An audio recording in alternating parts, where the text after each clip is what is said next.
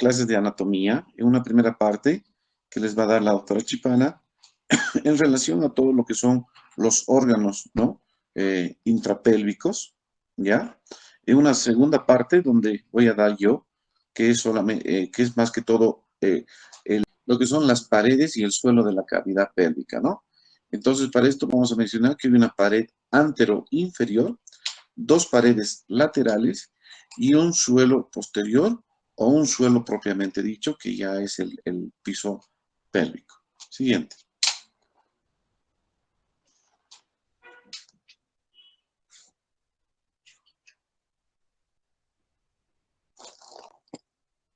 Doctor, ¿está cambiando la imagen o no? Perfecto. Recién ha cambiado. Ah, Muy bien. Entonces aquí vamos a continuar con la delimitación de las paredes de la cavidad pélvica. Y podemos decir que existe una pared antero-inferior, ¿ya? Que está constituida por los cuerpos y ambas ramas del pubis de la sínfisis pubiana. Lo que viene a formar es el rectángulo rojo que es la sínfisis pubiana.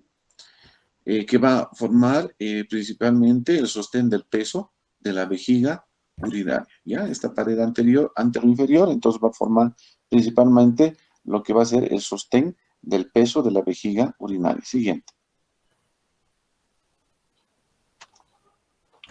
Bueno, en relación ya a las paredes laterales de esta cavidad pélvica, podemos decir que está constituida por los huesos coxales, tanto derecho e izquierdo. Fíjense en ese corte, está ese redondito, es el promontorio, y todo lo que está al fondo podríamos decir que es el ilíaco derecho, ¿no?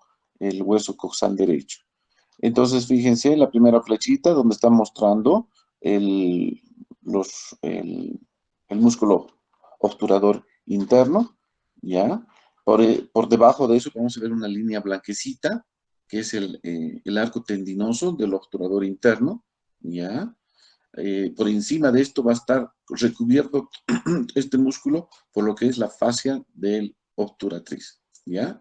Y repitiendo va a formar esa línea blanca, lo que es el arco tendinoso. Y fíjense más abajo que se va a unir con todos los músculos que son de los elevadores del ano, ¿ya? Entonces ahí tenemos, por ejemplo, el músculo, el iliococcigio, ¿no? Tenemos el pubococcigio y el pubo rectal. Esos son los tres músculos que van a formar los músculos del elevador del ano. Enseguida vamos a ver la disposición de cada músculo, cómo están sus inserciones y cómo va su dirección de cada músculo del elevador del ano. ¿Ya? Ahí fíjense en la parte derecha, está cortado, tenemos el ligamento sacroespinoso y los músculos coccigios más hacia la región posterior. Siguiente. Entonces, lo que estábamos mencionando, hay músculos que no pertenecen al piso pélvico, pero que pertenecen a las paredes laterales de la cavidad pélvica, o sea, van a delimitar lo que es la cavidad pélvica, pero no van a formar lo que es el piso pélvico. Y estos dos son dos principalmente, lo que les mencionaba, el músculo obturador interno, fíjense que está en la parte inferior, que va a ir a tapizar principalmente el agujero obturador. Y en la parte superior tenemos el músculo piriforme, que va a pasar por el agujero isquiático mayor, a nivel donde parte la flecha, ese es el agujero isquiático mayor, y que parte desde el borde lateral del sacro, que va a irse a insertar al trocánter mayor del fémur, ¿no? Esos dos músculos también van a formar parte de las paredes laterales de la cavidad pélvica. Siguiente. Bueno, en relación a lo que es la pared posterior y posterolateral de la cavidad pélvica, tenemos principalmente, ahí como vemos en la imagen, la articulación sacroiliaca. Tenemos los ligamentos ciáticos, que enseguida vamos a describir todos, y lo que les había dicho también el músculo piriforme, ¿no? Ahí fíjense, está el músculo, lo que había visto en la anterior diapositiva, ahí está partiendo el músculo piriforme, del borde del sacro hacia el agujero obturador mayor y se va hacia el trocánter mayor del fémur. Y en la pared posterior va a estar constituida por lo que es la parte ósea por el sacro y el coxis. Siguiente. Entonces, para describir estos músculos de la pelvis, ya hemos delimitado lo que es la cavidad pélvica. Ahora vamos a delimitar lo que es ya el piso pélvico, para, por así decirlo, en tres planos, ¿ya? Primero, una fascia endopélvica, podríamos decir que es la más superior o la capa más interna, que podríamos decir que está en la relación con los órganos. Y este va a cumplir principalmente una función de suspensión y estabilidad de los órganos pélvicos.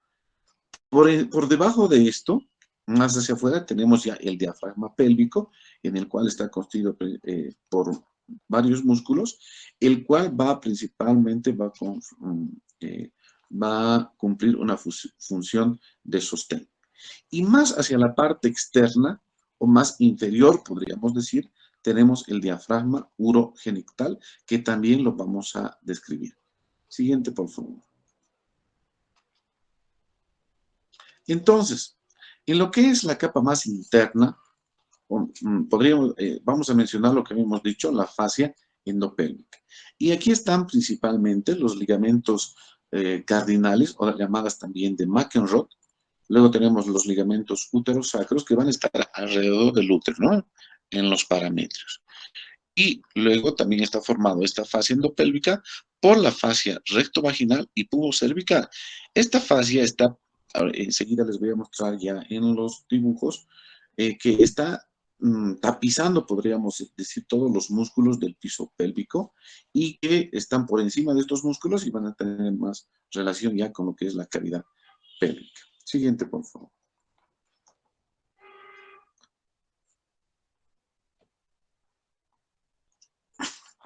Bueno, entonces, habíamos dicho que esta fascia endopélvica está constituido principalmente por el ligamento de McEnroe o cardinales, que está alrededor del útero, ¿no? Su función principal es la fijación del aparato genital. Y en esto principalmente va a fijar lo que es la parte superior de la vagina, el cervix, también el útero, por parte del cervix y su istmo del útero, ¿no? Esta está situado, va a seguir un trayecto a nivel de las paredes de la pelvis, a nivel del músculo obturador interno, y principalmente por esta fascia van a recorrer los principales vasos y nervios de la cavidad pélvica, ¿ya? Luego tenemos los ligamentos uterosacros, ¿ya? Estos que van, estos ligamentos uterosacros van dirigidos del cervix, de ambos lados del cervix, hacia atrás, y van a rodear lo que es el recto. Y se van a ir a insertar a nivel del periósteo, a nivel sacro de S2 y S3. Luego tenemos los ligamentos pubocervicales, que van desde el pubis y se dirigen hacia el cervix, pasando por debajo de la vejiga. Entonces, estos tres son los ligamentos principales de sostén de la fascia endopélvica, que van a fijar o suspender principalmente el útero y la vejiga. Tenemos otro ligamento, pero que es mucho más superior, que son los ligamentos redondos, que van a nacer a nivel de los cuernos del útero, que están por delante de las trompas y hacia afuera, y estos se dirigen hacia adelante, hacia afuera, y se van a dirigir e insertarse en lo que es todos los ligamentos de la ingle, ¿ya? Siguiente. Bueno, entonces, para describir un poquito mejor, vamos a describir un triángulo anterior y un triángulo posterior. Fíjense que vamos a tener unos vértices externos, podríamos decir, que están a nivel de las tuberosidades isquiáticas, ¿ya? Y hacia adelante vamos a tomar un punto de referencia que va a ser el borde inferior de la sínfisis pubiana, ¿ya? Y hacia atrás, fíjense, está el vértice del coxis. Entonces, de esta manera vamos a delimitar un triángulo anterior o urogenital y un triángulo posterior, o denominado también anocoxígeno. Siguiente. Bueno, entonces, ya hablando del plano muscular, ya, del perine, vamos a tener que tenemos un plano, habíamos dicho, un plano profundo, que va, esto ya en relación propiamente de los músculos del piso pélvico, Entonces vamos a tener un plano profundo o diafragma pélvico, un plano medio o diafragma urogenital y uno que es ya más superficial que va a ser en relación con los músculos perineales. Vamos a ver a todos estos músculos en sus diferentes planos. Primero vamos a describir el plano profundo, ya, en el cual van a estar dos músculos importantes. Uno que es el elevador del ano, ya, y otro que es el músculo coxígeo. Enseguida vamos a ver en las imágenes. El músculo elevador del ano habíamos dicho que está constituido por tres músculos. El músculo puborectal, pubocoxígeo y el iliocoxígeo. Por otra parte, tenemos en un plano medio el diafragma urogenital, que aquí tenemos que tener en cuenta que está constituido principalmente por el esfínter estriado del uretra. Es uno que se puede manejar, ¿no? Que es voluntario, este esfínter estriado. Y por otra parte, también tenemos los transversos profundos del perineo. Y en otro plano más superficial, que está en relación con el perineo, entonces tenemos ahí los músculos isquiocavernosos, bulbocavernosos, el transverso superficial del perineo y para finalizar el esfínter externo del ano. Todo esto vamos a describirlo también en imágenes. Siguiente.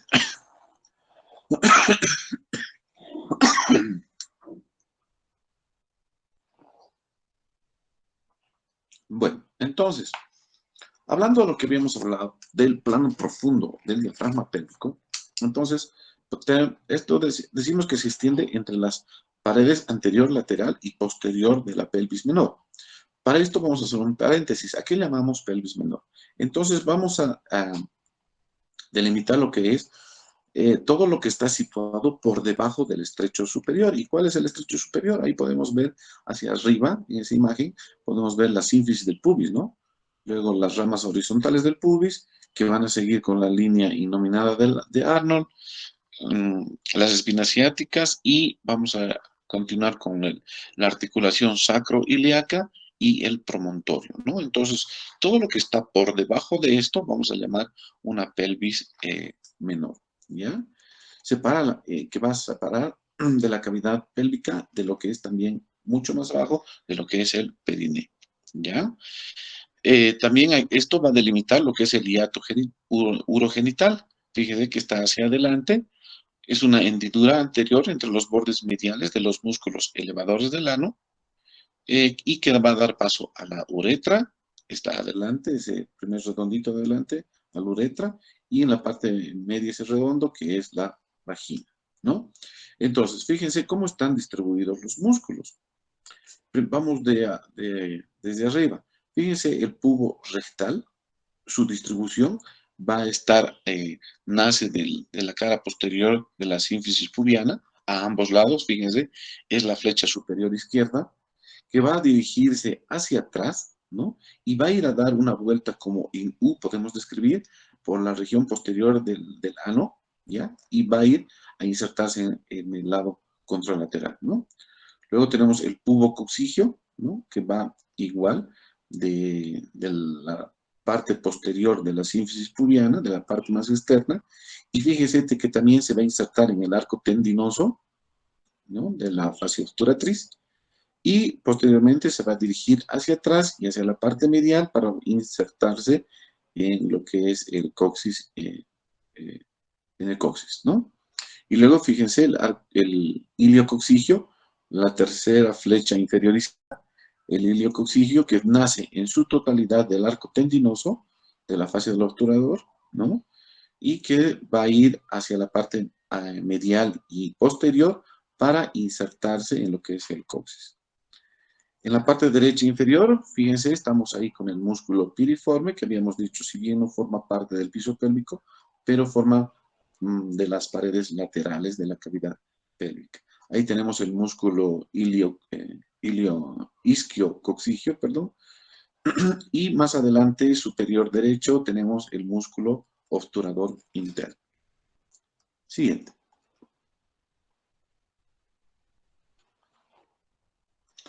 Bueno, en relación, bueno, aquí tenemos casi lo mismo, ¿no? Plano profundo, los músculos, la parte de los músculos del elevador del ano. Este que principalmente va a tener la función de sostener las vísceras abdominopélvicas, va por otra parte, va a producir el mantenimiento de la continencia fecal y además urinaria. Como les decía, ¿no? Tiene una inserción proximal y una inserción distal. La inserción proximal está a nivel de ambos pubis, va a seguir el arco tendinoso de la fase obturatriz y la espina ciática, ¿no? Y como les había dicho anteriormente, su inserción distal está a nivel del coxis y toda la parte media que es el ligamento ano-coxígeo. Viendo la imagen, ahí en la parte superior izquierda las flechitas, ahí vemos el ligamento inguinal, la uretra, ¿no? La vagina, el recto para ubicarnos. Y en la parte derecha ya está el músculo del isquiocoxigio, del elevador del ano. Toda esa línea blanca es el arco tendinoso, la espina ciática y el pubocoxigio del elevador del ano y el iliocoxigio, que también ya hemos descrito sus trayectos y que se los ve muy bien en esta imagen, ¿no? Siguiente. En un plano profundo del diafragma pélvico, entonces vamos a volver a describir lo que habíamos mencionado de los músculos de los elevadores del ano y sus diversas porciones. Habíamos dicho el músculo puborectal, que tiene una forma de U, ¿verdad? Que va a estar principalmente en relación con la continencia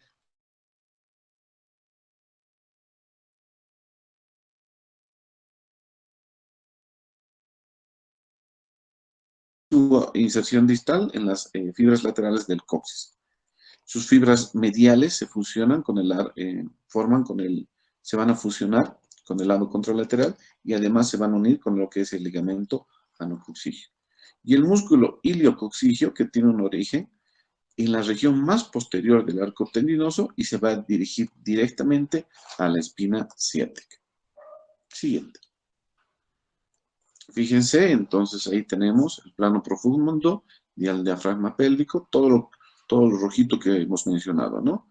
Entonces, fíjense, hacia adelante, podríamos decir, está ahí rodeando lo que es el pubo rectal, ¿no? Luego está el pubo coxigio, luego está el iliocoxigio, ¿no? Más hacia atrás, por fuera del rojo, de toda esa figura roja, estaría pues el músculo piriforme, ¿no? Y el obturador interno, ¿no? Una imagen muy bonita para entender todo lo que es este piso pélvico del plano profundo de lo que es el diafragma pélvico. Siguiente.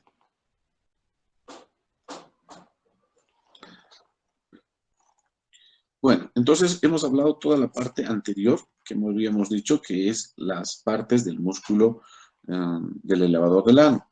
Ahora, describiendo las partes del músculo coxigio, tenemos su inserción proximal a nivel lo que es las espinas ciáticas. Vemos en el rectángulo rojo, en las partes externas, superior externas, podemos decir, ahí están las espinas ciáticas, ¿no? Y su inserción distal, fíjense, que es en el extremo inferior del sacro y del coxis, ¿no?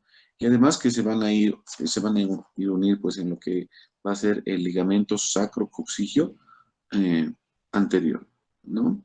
Ahí fíjense, está el promontorio, lo que habíamos dicho, el músculo piriforme, el isquiocoxigio que estamos describiendo ahora, se ven las espinas ciáticas, y la parte que está por fuera del rectángulo hacia adelante son los músculos elevadores del ano, ¿no? El pubo rectal, el pubo coxigio y el iliocoxigio, ¿no? Muy bien, siguiente. Muy bien, ahora sí vamos a pasar a lo que es el plano medio, o diafragma, denominado también diafragma urogenital.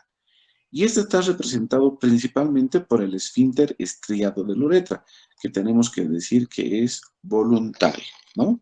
Entonces, este va a tener un origen, fíjense, va a tener un origen que va a estar a nivel de la rama isquiopubiana. Todo lo que está hacia abajo, como vemos en el hueso, en el pubis, ese es el origen, ¿no? En el isquiopubiano. Va a tener una inserción en la rama y se va a unir en la rama isquiopubiana contralateral, ¿no? Está atravesado por la uretra y la vagina. Entonces, fíjense en esta imagen está seccionado, ¿no? Fíjense, está seccionado en 3 niveles. El redondito anterior, podríamos decir que es la uretra, y el redondito posterior es la vagina. Entonces, para que entiendan mejor, está dividido está en 3 cortes, ¿no? Y la parte inferior, que es el pubis, y hacia atrás, fíjense, esos músculos cortados, que son las partes del músculo del elevador del ano, ¿no? Entonces vamos a leer principalmente dónde está ese corchete, ¿no? A la parte derecha, fíjense y sigan esas flechitas, dice músculo esfínter de la uretra, ¿no? Entonces fíjense que ese músculo esfínter de la uretra en la parte superior va a rodear lo que es el meato urinario y en la flechita inferior va a rodear por otra parte, además, todo lo que es, va a rodear, podríamos decir, lo que es el meato urinario, ¿no? Lo que es el meato urinario y también la vagina. Todo eso, entonces, va a formar lo que es el esfínter estriado del uretra. Ahora, fíjense, ahí dice músculo esfínter uretrovaginal, esos son los dos, en la parte inferior, esos dos flechitas, y ahí está el músculo compresor del uretra. Si seguimos todo ese circulito, fíjense, todo eso que está alrededor de la vagina y del meato urinario, todo eso es lo que va a formar el esfínter externo del uretra. ¿Está bien? Un bonito esquema para entender. Siguiente. Y habíamos dicho que en el plano medio o diafragma urogenital está compuesto también por un músculo que es el transverso profundo del perineo. ¿Ya? Transverso profundo del perineo. Y este tiene un origen a nivel externo, podríamos decir, a nivel de las tuberosidades isquiáticas y una inserción proximal que está a nivel del centro tendinoso del perineo. Ahí como está descrito en la imagen, ¿no? Es un músculo transversal. Es el transverso profundo del perineo que va a formar parte del plano medio o diafragma urogenital. Siguiente. Luego tenemos ya el plano superficial de los músculos perineales, en el cual va a estar compuesto principalmente por el músculo isquiocavernoso y el bulbo esponjoso. Fíjense de dónde va el isquiocavernoso. Tiene un origen a nivel de la tuberosidad isquiática y proximalmente se va a insertar en la cara anterior de la sínfisis del pubis, ¿ya? Entonces, estamos viendo en el lado izquierdo el músculo isquiocavernoso. Luego tenemos el bulbo esponjoso que va a partir a nivel del centro tendinoso del periné, ¿no? Del periné, y se va a insertar a nivel de los bulbos del vestíbulo en la mujer. Muy bien, ahí está bien descrito los dos músculos, ¿no? Siguiente.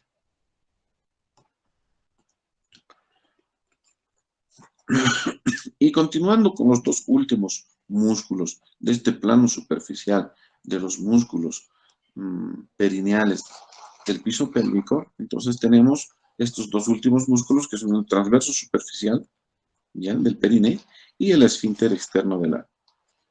Fíjense que el transverso superficial se origina en las tuberosidades isquiáticas y se van a insertar en el centro tendinoso del perineo, ¿no? Casi igual que el transverso profundo, ¿no? Que son horizontales.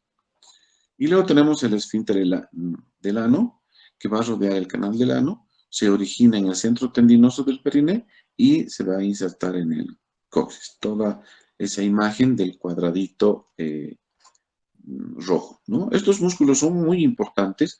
Por ejemplo, cuando nosotros vamos a realizar una sección, lo que llamamos la episiotomía, ¿no? Cuando hacemos un corte lateral, cuando estamos atendiendo el parto, entonces seccionamos todos estos músculos que hemos descrito y luego tenemos que reparar, hacer la episiorrafia y ya para esto ya sabemos qué músculos estamos seccionando y además que reparamos en lo que es la rápido, ¿no?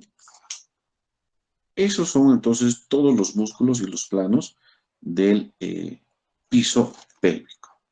Siguiente. Entonces, pueden existir lesiones de este piso pélvico, ¿no? Y estos depende de estos factores de riesgo, dentro de los cuales podemos encontrar más frecuentemente la edad, la menopausia, ¿no? A mayor edad, menor cantidad de estrógenos, menor capacidad elástica de los músculos, ¿no? El embarazo, el parto prolongado, los fórceps, pueden lesionar todos estos músculos del piso pélvico. El embarazo, generalmente en el parto, cuando hay una mayor elongación de estas fibras musculares, por lo cual a veces se producen daño y no pueden volver a su normalidad, ¿no? La obesidad también es otro factor importante para que pueda lesionarse este piso pélvico. Toda patología que pueda aumentar la presión intraabdominal también podrían producir lesión de estos músculos. Por ejemplo, la enfermedad el EPOC, que es de los fumadores, ¿no? La constipación crónica, el estreñimiento, los sobreesfuerzos cuando se levantan muchos pesos, cuando aumenta la presión intraabdominal, ¿no? Deportes de alto impacto y también, lógicamente, cirugías urológicas y pélvicas, en el cual si hay daño de estos músculos, puede también lesionarse todo lo que es el piso pélvico. Siguiente.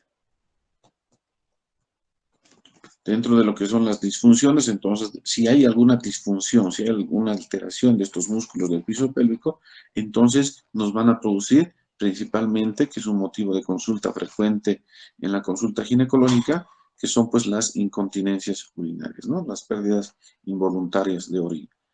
Luego tenemos los prolapsos, ¿no? Que son los descensos de los órganos pélvicos. Tenemos la constipación, dolores pélvicos, tenemos la incontinencia fecal, si principalmente está dañado el músculo, el pubis rectal, ¿no? Hay disfunciones sexuales y también alteraciones evacuatorias. Siguiente.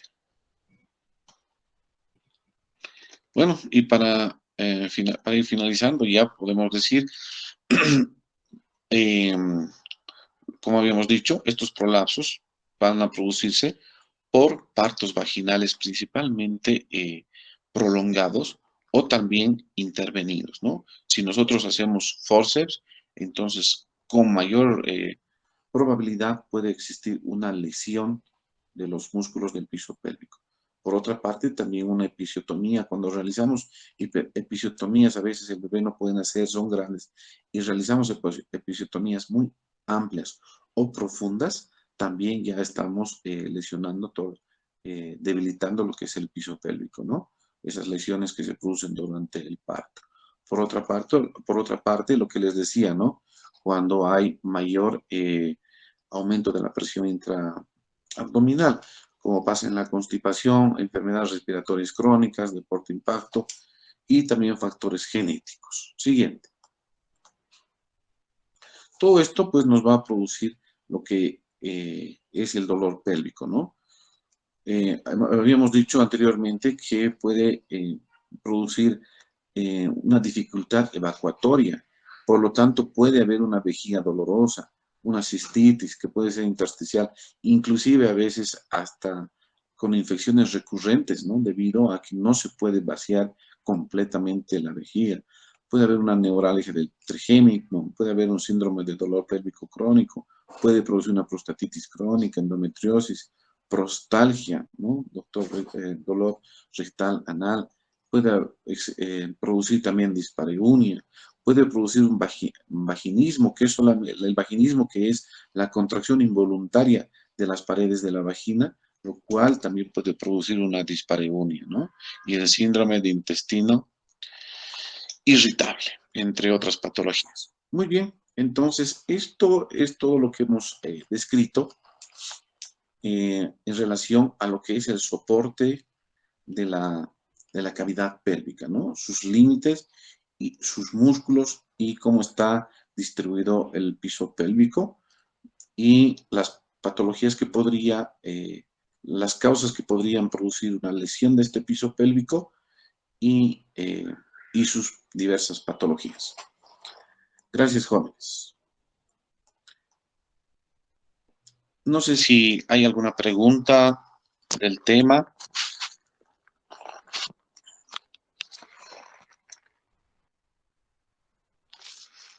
Doctor, disculpe, usted ha mencionado que el obturador interno y el piriforme no forman parte, ¿no? De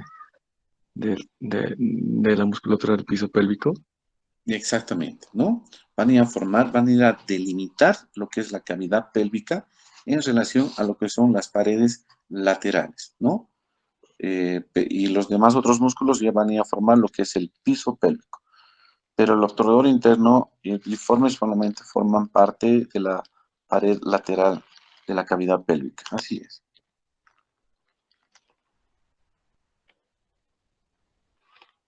Doctor, ¿y las episiotomías tienen algunas características para realizarlas, por ejemplo, en algún parto difícil, tal vez?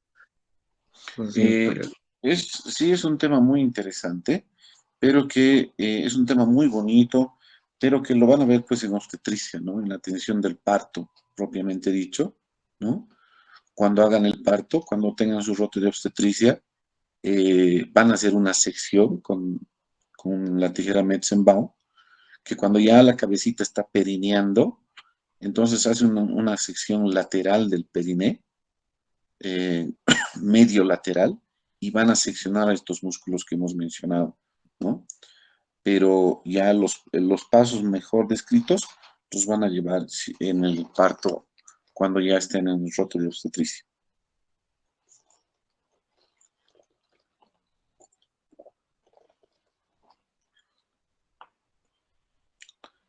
Buena pregunta. Tal vez alguna otra pregunta. Bueno, como les decía, ¿no? Van a llevar con todo lo que es los órganos intrapélvicos con la doctora Chipana y en una tercera parte ya con la doctora Montesinos van a llevar glándula mamaria para completar todo lo que es esto de la anatomía ginecológica. ¿Ya? Listo, doctor. Muy bien, chicos. Si no hay más preguntas, muchas gracias.